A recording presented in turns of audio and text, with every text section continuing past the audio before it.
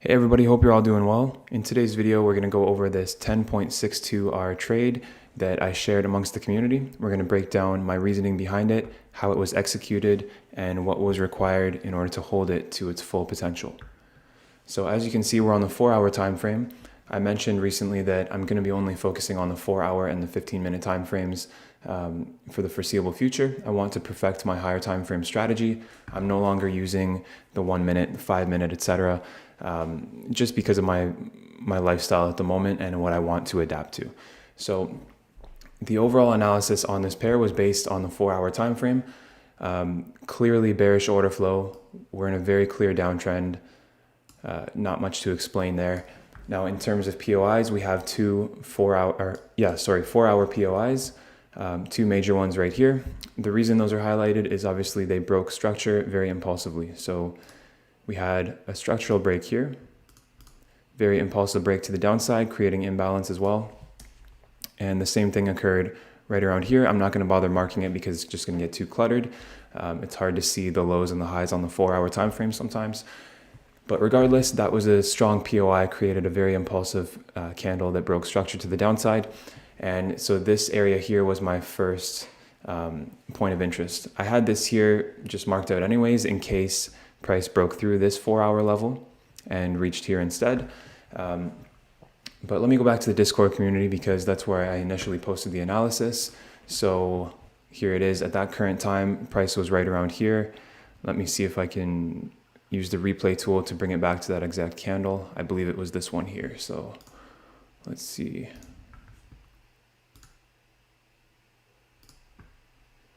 Yeah, that looks about right. I think that's the one. So yeah, price was right about here when I initially was analyzing this pair.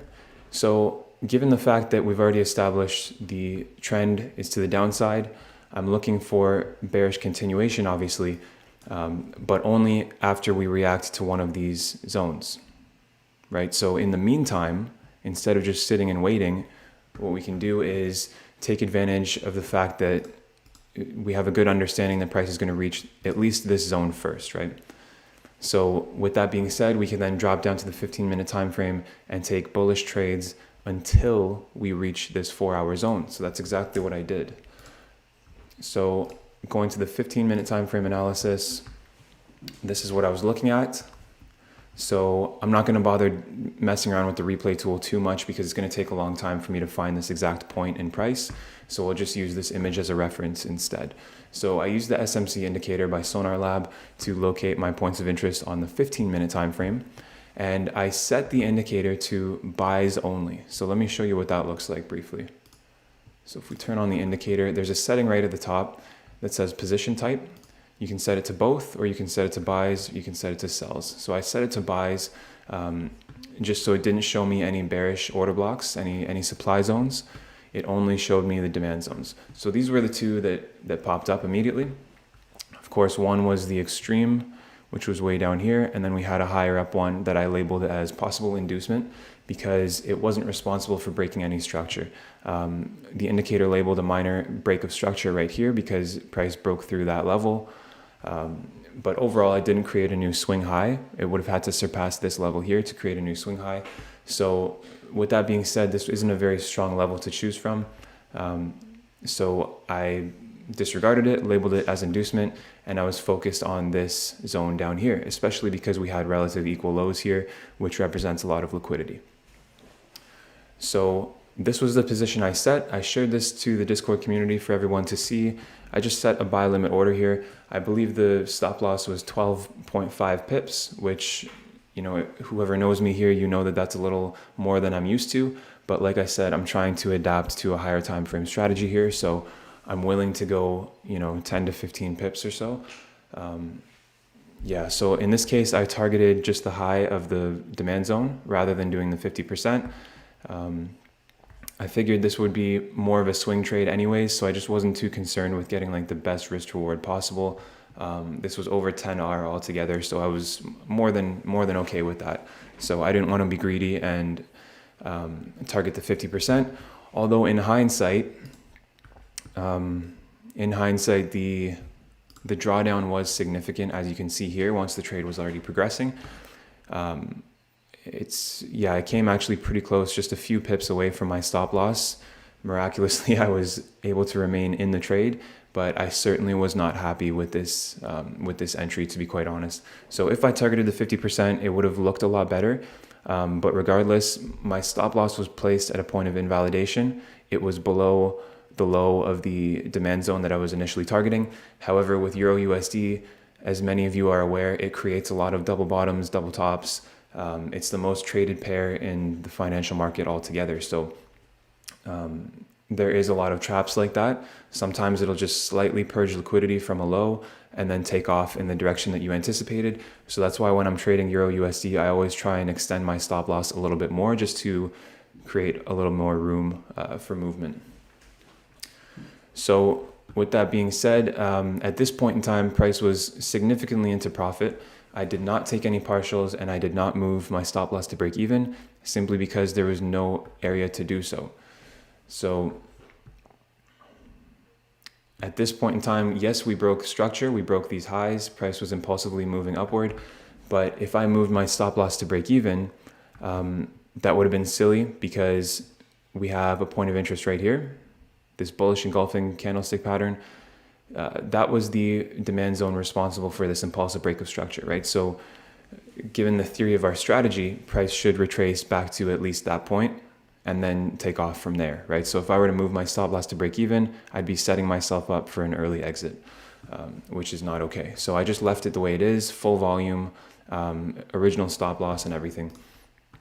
Now looking at the Discord community here, I didn't provide too many more updates because I didn't want to get like repetitive. Things were moving quite slowly because we had FOMC, some major news coming up. So things were moving sideways for quite some time. There was a scale-in opportunity. I know many of the community members here were frustrated by this. I was as well. I had this 15-minute demand zone set up here. As you can see, it was highlighted, that candle right there that we were just talking about, creating this huge break of structure to the upside. And then price created so much liquidity by moving sideways here that it looked like a no-brainer that this zone was going to be mitigated. However, as you can see, it wicked down and just missed the point of interest by like literally not even a pip, I believe it was. So that was frustrating. I had a scale-in order set for there too, and it was of course not activated, but it is what it is, you know, whatever. I was still holding the initial position. Now I want everybody to take a look at this and understand like the patience that's required to hold a trade like this, because it's not pretty, but I trusted the analysis, right? My initial analysis made so much sense to me that I trusted this ugly price action to eventually work in my favor, right? So although it was moving sideways for a huge amount of time, this impulsive movement right here kind of solidified my bias and gave me the confidence to hold it regardless of this ugly price action, right? So I didn't provide any more updates there. So let's go back to the charts. Let's go down to the 15-minute time frame. And I will open the object tree.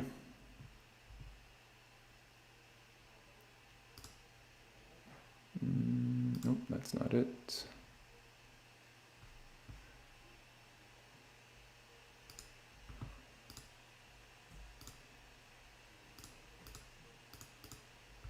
That's weird. Why is it not showing? Oh, because I'm still in replay mode. That's why. Okay.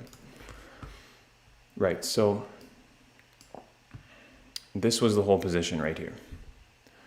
Now, within the position, I had another scale-in opportunity here. That was a quick loss because the FOMC news just spiked it and then traded up immediately. That was silly. I was looking at the order prior to the news event and I was like, maybe I should delete this. But then I was just like, you know what? It's a small position anyways. I risked only 0.5%, whereas this position I risked a full 1%. So yeah, I wasn't really concerned about it, to be honest. I took like a $400 loss or something. It wasn't a big deal to me. So yeah, I left the order there. I was aware it could be spiked out, and that's exactly what happened, but all good.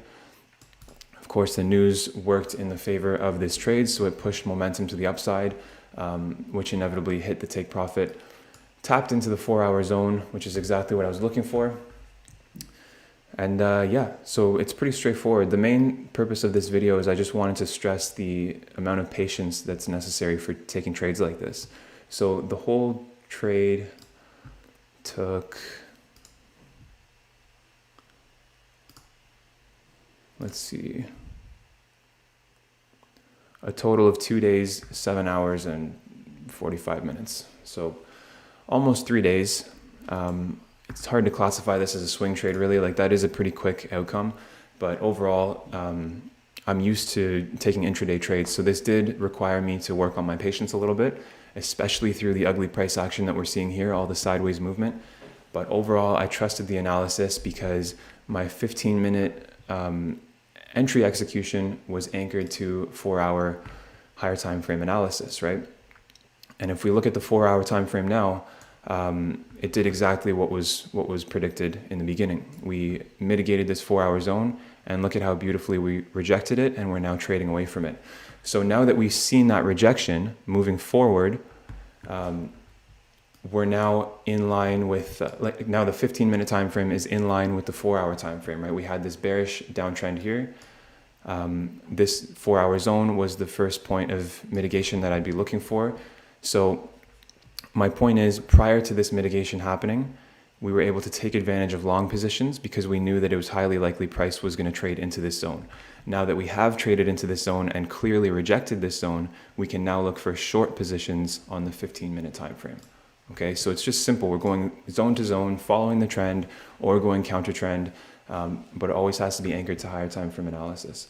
So moving forward, on the 15-minute time frame, once again,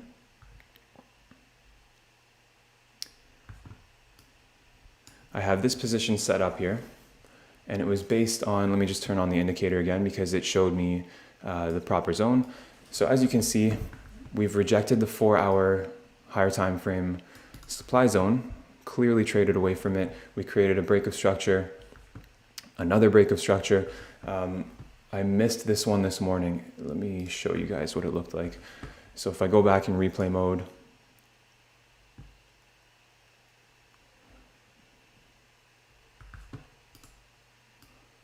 don't know why it's taking so long to load.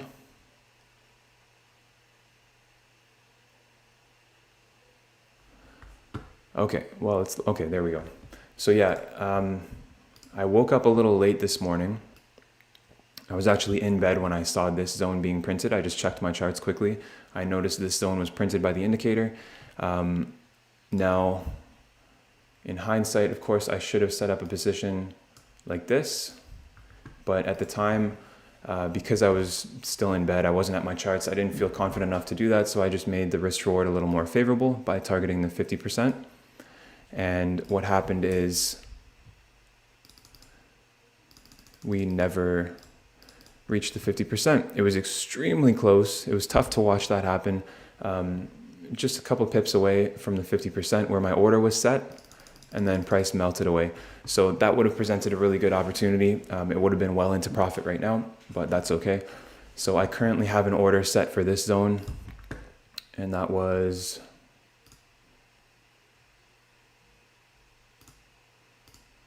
this right here.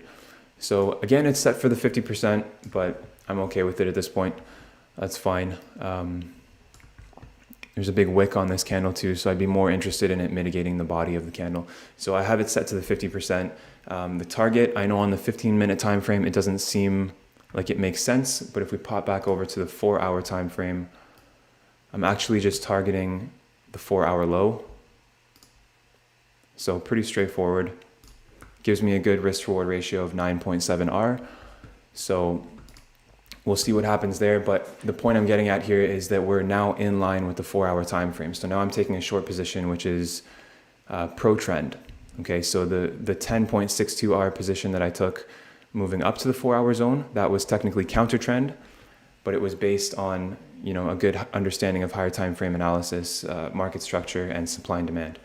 Okay, so it was actually pretty straightforward, and it's a good example of how you can utilize only 2 time frames here, the 4-hour and the 15-minute, and still make incredible returns. So I'm hoping to continue to do that on Euro USD here because the structure and the price action is very clear to me. So I'm hoping we can get a mitigation back to this point here, this supply zone. Hopefully it tags me in and then it takes off towards my take profit level. That would be fantastic. So I hope you guys enjoyed this video. Just a reminder, like, just be patient. Don't rush your trades. Don't feel the need to get into 1 million trades a day. You're just shooting yourself in the foot. So one reason I'm trying to focus on this strategy is because I realized I was taking too many trades and it was stressing me out. I wasn't able to focus on anything else in life. So I just want to get away from that. I'm going to be traveling a lot this year too, and I want to develop a more stress-free way of trading. And in turn, I know that I can forward that information to others as well and maybe help them in their own personal lives with their trading schedules. So I hope this video was well received, and yeah, I'll talk to you all soon.